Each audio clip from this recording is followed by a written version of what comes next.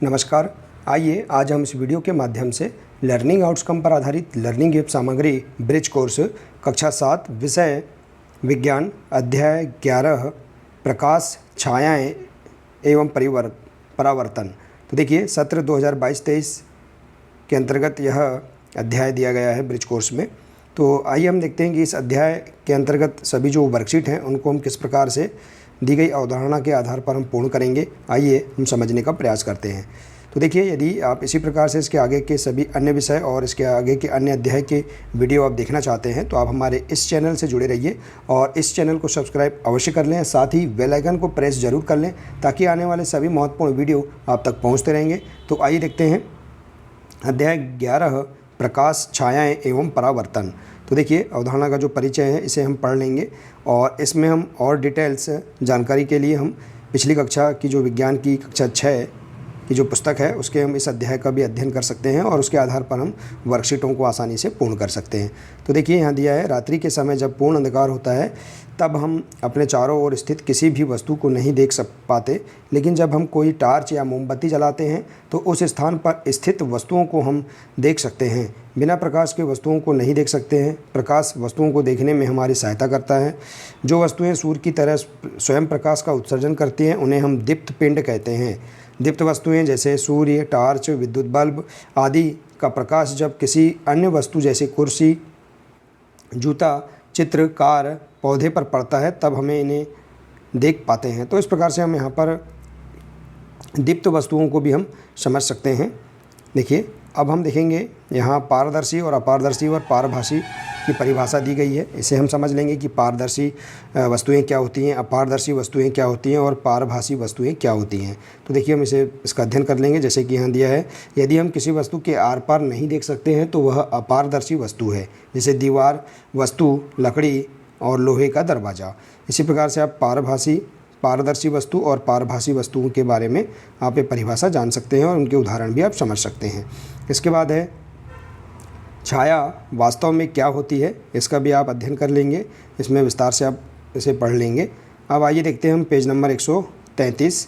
देखिए, इसमें दिया है प्रकाश सीधी रेखा में गमन करता है। इसका यहाँ पर चित्र के माध्यम से बताया गया है। मोमबत्ती की ओर ए सीधी रेखा में और मोमबत्ती की ओर बी मुड़े हुए पाइप के द्वारा देखते हुए। इस प्रकार से हम यहाँ समझ सकते हैं इसे। इसका अध्ययन कर लेंगे। यह देखिए, यह दर्शाता है कि प्रकाश एक सरल रेखा में गमन करता है। इस कारण जब कोई अपारदर्शी वस्तु इसे रोकती है तो उस वस्तु की छाया बनती है। तो इस प्रकार से यहाँ पर दिया गया है। अब हम समझेंगे दर्पण तथा परावर्तन के बारे में। इसे भी आप पढ़ लेंगे पेज नंबर 133 में। इसी प्रकार से हम देखेंगे पेज नंबर 134। इसमें दिया है सरल रेखा में चलता हुआ तथा दर्पण से परावर्तित होता प्रकाश। इसका यहाँ पर चित्र दिया है, इसे आप समझ लेंगे। इसे किस प्रकार से समझेंगे, यहाँ दिया है। देखिए, एक बड़ी थर्माकोल की शीट को एक किनारे पर एक कंघी तथा इसके दूसरे किनारे पर एक दर्पण लगाइए। चित्र अनुसार दर्पण तथा कंघी के बीच कागज़ की गहरी रंगीन शीट बिछाइए। अब कंघी के सामने टार्च से प्रकाश किरणें डालिए। इस प्रकार से आप यहाँ पर इसे क्रियाकलाप को कर सकते हैं। इसके बाद देखेंगे सूची छिद्र कैमरा या पिन होल कैमरा क्या है, इसकी परिभाषा यहाँ दिया गया है। अब हम देखेंगे इस अवधारणा के परिचय को हम विस्तार से समझने के बाद इसमें दी गई जो अभ्यास वर्कशीट हैं इनके हम प्रश्नों के आंसर आसानी से पूर्ण कर सकते हैं। तो आइए देखते हैं। देखिए, दिया है वर्कशीट क्रमांक 1। इसके अंतर्गत पहला प्रश्न है दीप्त पिंड किसे कहते हैं। तो इसकी परिभाषा हम देखेंगे। दीप्त पिंड हमने अवधारणा में सबसे ऊपर की ओर देखा था। दीप्त पिंड की परिभाषा, जो वस्तुएं सूर्य की तरह स्वयं प्रकाश का उत्सर्जन करती हैं उन्हें हम दीप्त पिंड कहते हैं। तो इस प्रकार से आप इसकी परिभाषा ऊपर दिए गए अवधारणा के परिचय से लिख सकते हैं या कक्षा 6 की विज्ञान की पुस्तक से भी लिख सकते हैं। इसके बाद है अगला, किन्हीं 3 दीप्त वस्तुओं के नाम लिखिए। तो दीप्त वस्तुएं जो सूर्य का प्रकाश उत्सर्जित करती हैं, जैसे सूर्य, टार्च और विद्युत बल्ब, ये दीप्त वस्तुएं हैं। इनके नाम इस प्रकार से लिख सकते हैं। इसके बाद है पेज नंबर 135। इसमें प्रश्न है पारदर्शी किसे कहते हैं, कोई 2 पारदर्शी वस्तुओं के नाम लिखें। तो पारदर्शी, यदि हम किसी वस्तु के आर पार देख सकते हैं तो वह वस्तु प्रकाश को अपने अंदर से होकर जाने देती है। ऐसी वस्तु को पारदर्शी वस्तु कहते हैं। उदाहरण के लिए हवा, पानी और कांच। तो इस प्रकार से हमें पारदर्शी किसे कहते हैं इसके उदाहरण हम बता सकते हैं। इसके बाद है अपारदर्शी किसे कहते हैं, किन्हीं दो अपारदर्शी वस्तुओं के नाम लिखें। तो अपारदर्शी की परिभाषा है, यदि हम किसी वस्तु के आर पार नहीं देख सकते हैं तो वह अपारदर्शी वस्तु है, जैसे दीवार, पुस्तक, लकड़ी या लोहे का दरवाज़ा। इसके बाद है परभाषी किसे कहते हैं, किन्हीं दो परभाषी या पारभाषी वस्तुओं के नाम लिखें। तो देखिए पारभाषी वस्तुएं कुछ वस्तुओं के आर पार देख तो सकते हैं परंतु कुछ बहुत स्पष्ट नहीं, ऐसी वस्तुओं को पारभाषी वस्तुएं कहते हैं। उदाहरण के लिए तेल लगा हुआ कागज़ और घिसा हुआ कांच। इसके बाद है वर्कशीट क्रमांक 2। इसमें दिया है प्रश्न, छाया बनने के लिए आवश्यक कारक कौन कौन से हैं। तो इसका आंसर है, छाया बनने के लिए आवश्यक कारक है प्रकाश, ज़मीन, कमरे की दीवार, इमारतें। छाया का बनना तभी संभव है जब प्रकाश केवल सरल रेखा में गमन करे और उसके मध्य कोई अपारदर्शी वस्तु रखी हो, तभी छाया बनती। तो इस प्रकार से आप यहाँ पर लिख सकते हैं। इसके बाद है अगला, प्रकाश एक सीधी रेखा में गमन करता है, इसे एक क्रियाकलाप के द्वारा दर्शाइए। तो देखिए आप इस प्रकार से यहाँ दर्शा सकते हैं कि प्रकाश सीधी रेखा में गमन करता है। तो देखिए यहाँ पर क्रियाकलाप है कि एक सीधे पाइप के द्वारा हम जलती हुई मोमबत्ती को देखेंगे तो यहाँ पर हमें स्पष्ट रूप से दिख जाएगी चित्र ए के माध्यम से। और यदि हम मुड़े हुए पाइप के द्वारा हम इस जलती हुई मोमबत्ती को देखते हैं तो हमें यह स्पष्ट रूप से नहीं दिख पाता है। तो इससे स्पष्ट होता है कि प्रकाश सीधी रेखा में गमन करता है। तो इसे चित्र के माध्यम से भी आप इसे समझ सकते हैं या विज्ञान की पुस्तक से भी आप देख सकते हैं। इसके बाद है अगला, पेज नंबर है 136। देखिए परावर्तन किसे कहते हैं। तो इसमें आंसर है, जब कोई प्रकाश किसी अन्य माध्यम से टकराकर उसी माध्यम में वापस लौट जाता है तो यह प्रकाश का परावर्तन कहलाता है। इस प्रकार से आप परिभाषा लिख सकते हैं।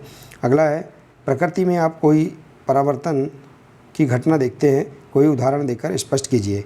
तो प्रकृति में जो परावर्तन की घटना है, जैसे सामान्य जीवन में प्रकाश, ध्वनि और जल तरंगों का परावर्तन देखने को मिलता है। जब हम दर्पण में देखते हैं तो हमें अपना चेहरा दिखाई देता है, तो यही क्या है, परावर्तन का उदाहरण है। इसके बाद है, प्रकाश के परावर्तन की घटना को किसी क्रियाकलाप के द्वारा प्रदर्शित कीजिए। तो देखिए इसे क्रियाकलाप हम के माध्यम से समझ सकते हैं। एक बड़ी थर्माकोल की शीट के एक किनारे पर एक कंघी तथा इसके दूसरे किनारे पर एक दर्पण लगाइए।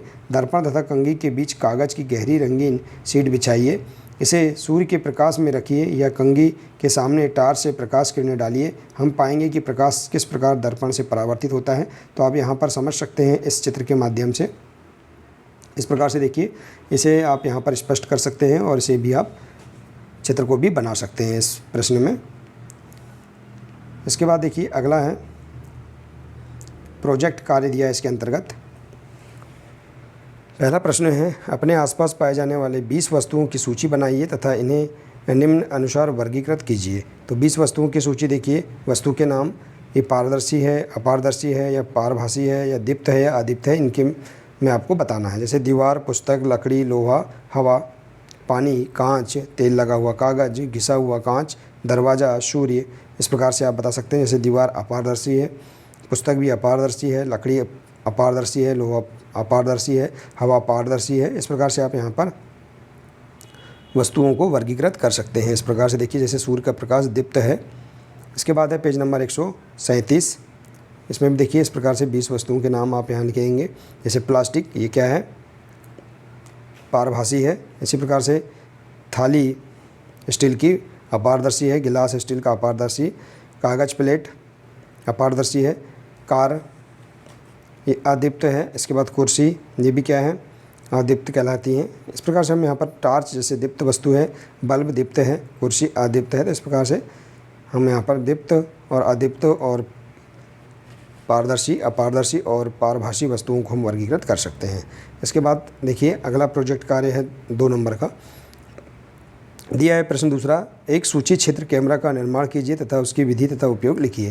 तो देखिए आप यहाँ पर देख सकते हैं, छात्र कक्षा 6 विज्ञान की पुस्तक के अध्याय 11 प्रकाश, छाया एवं परावर्तन का पृष्ठ क्रमांक 110 की सहायता से ले सकते हैं। तो आप इस प्रकार से यहाँ पर इसका चित्र बना सकते हैं और उसका वर्णन भी कर सकते हैं। इसके बाद है प्रोजेक्ट कार्य 3, क्या आप जागरूक हैं? जवाब हाँ या ना में दीजिए। तो इसका आंसर देखिए, क्या आप किसी खाली जगह या अपने घर में, स्कूल में इस्तेमाल होने पर चलते विद्युत उपकरण को बंद करते हैं?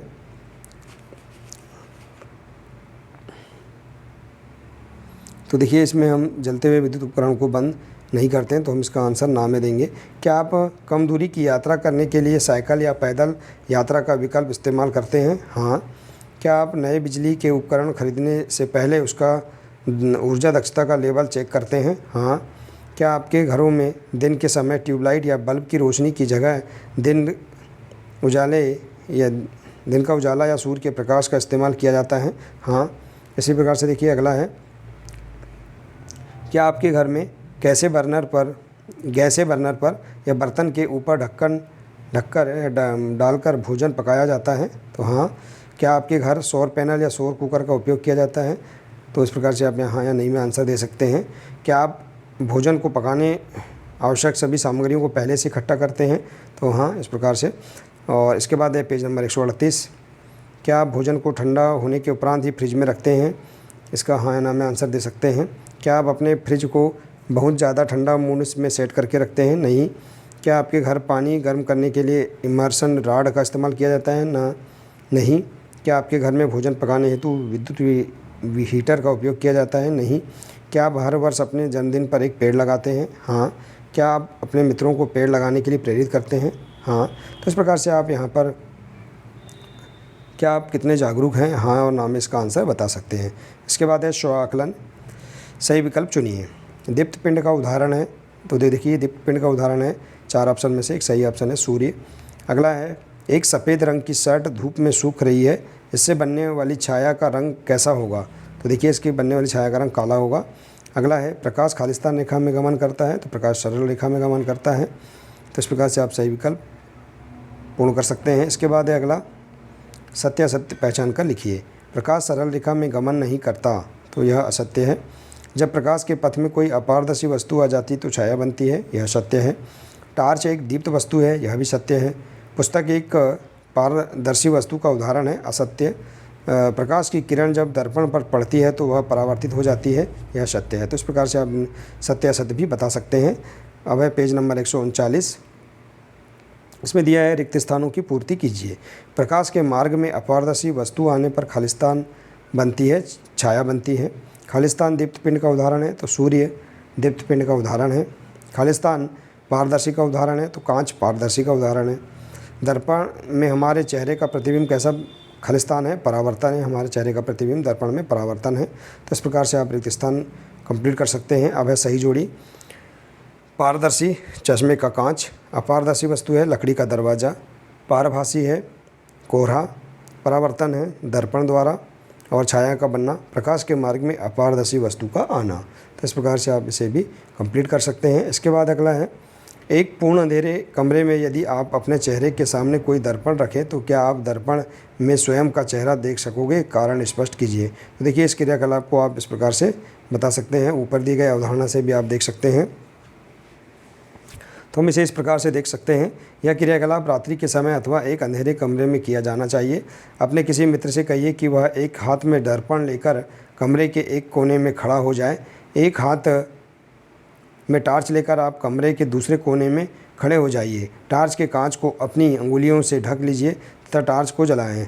किरण पुंज प्राप्त करने के लिए अपनी अंगुलियों के बीच कुछ जगह छोड़ें। प्रकाश पुंज को डालिए। प्रकाश पुंज को आपके मित्र के द्वारा पकड़े हुए दर्पण पर डालिए। आप टार्च की दिशा इस प्रकार समायोजित कीजिए कि प्रकाश का धब्बा कमरे में खड़े किसी दूसरे मित्र के ऊपर पड़े, और इस क्रियाकलाप से स्पष्ट होता है कि हम अंधेरे में भी स्वयं का चेहरा देख सकते हैं। तो इस प्रकार से आप क्रियाकलाप कर सकते हैं और इस क्रियाकलाप से आप स्पष्ट समझ सकते हैं। इसके बाद है देखिए, इस प्रकार से हम यहाँ पर पेज नंबर 139 तक दिए गए सभी अभ्यास वर्कशीटों के और प्रोजेक्ट कार्यों के आंसर हम इस प्रकार से कंप्लीट कर सकते हैं। यहाँ दी गई अवधारणा के परिचय से या विज्ञान कक्षा 6 की पुस्तक से भी हम इसे कंप्लीट कर सकते हैं। तो आशा है कि आपको यह अध्याय से संबंधित जानकारी समझ में आ गई होगी, बहुत ही अच्छी लगी होगी। यदि आप इसी प्रकार से इसके आगे के सभी वीडियो देखना चाहते हैं तो आप YouTube में सर्च कर सकते हैं गौतम नवाचार, जिसके माध्यम से आपको ब्रिज कोर्स के और अन्य विषय के सभी वीडियो आपको प्राप्त हो जाएंगे। तो मिलते हैं नेक्स्ट वीडियो में। नमस्कार।